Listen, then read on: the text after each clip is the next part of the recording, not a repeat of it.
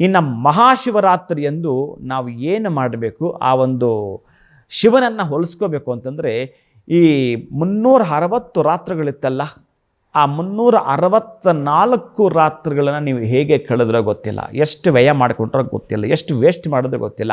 ಈ ಒಂದು ರಾತ್ರಿ ಆ 364 ರಾತ್ರಿಗಳಿಗೆ ಸಮ ಆಗುತ್ತೆ, ನೀವು ಚೆನ್ನಾಗಿ ಯೋಚಿಸಿದ್ರೆ, ಗಮನಿಸಿದ್ರೆ. ಅಂತಹ ಮಹಾಶಿವರಾತ್ರಿಯೆಂದು ಶಿವನನ್ನು ನಾವು ತೃಪ್ತಿಪಡಿಸಿದ್ದಾದರೆ ನಿಮ್ಮ ಸಂಸಾರ ಸಾಮ್ರಾಜ್ಯ ವಿಜಯಗೊಳ್ಳಲಿಕ್ಕೆ ಅವ ನಿಮಗೆ ಸಂತೃಪ್ತಿಯನ್ನು ಕೊಡುತ್ತಾನೆ, ಅವನನ್ನು ತೃಪ್ತಿಪಡಿಸಿದ್ದೇ ಆದರೆ. ಅಂತಹದ್ದು ಅಂತಂದರೆ ನೀವು ಮಾಡಲೇಬೇಕಾಗಿರತಕ್ಕಂತಹದ್ದು ಅಂತಂದರೆ ಬಹಳ ಪ್ರಮುಖವಾಗಿರತಕ್ಕಂಥದ್ದು 5 ಅಂಶಗಳು ನಾನು ಹೇಳಿದ್ದೇನೆ.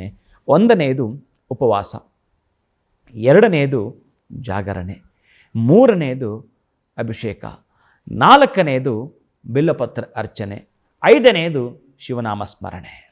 ಇಷ್ಟನ್ನು ಕೂಡ ನೀವೇನಾದರೂ ಮಾಡ್ತೀನಿ ಅಂತಂದರೆ ಗೊತ್ತಿಲ್ಲ, ಅವ ನಿಮಗೆ ಏನು ನೀಡಬೇಕು ಅಂತೇಳಿ ಯೋಚನೆ ಮಾಡ್ತಾನಂತೆ. ಅರೆ ಎಲ್ಲ ಕೊಟ್ಟಾಗಿದೆ, ಇನ್ನೇನಾದರೂ ವಿಶೇಷವಾಗಿರೋದು ನಾನು ಇವರು ಕೊಡಬೇಕು, ಏನದು ಅಂತಕ್ಕಂಥದ್ದನ್ನು ಯೋಚನೆ ಮಾಡ್ತಾನಂತೆ.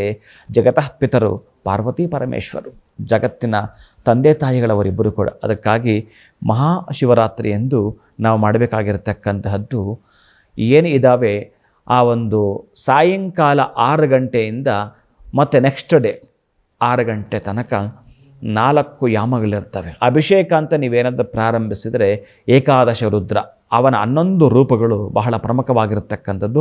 11 ಸಲ ನಿಮಗೇನಾದರೂ ಮಹಾನ್ಯಾಸ, ಲಘುನ್ಯಾಸ, ರುದ್ರ, ಚಮಕ ಇದೇನಾದರೂ ಬರುತ್ತೆ, ಅದ್ಭುತವಾಗಿ ನೀವು ಅಭಿಷೇಕವನ್ನು ಮಾಡಲಿಕ್ಕೆ ಸಾಧ್ಯ ಇದೆ ಶಿವನಿಗೆ.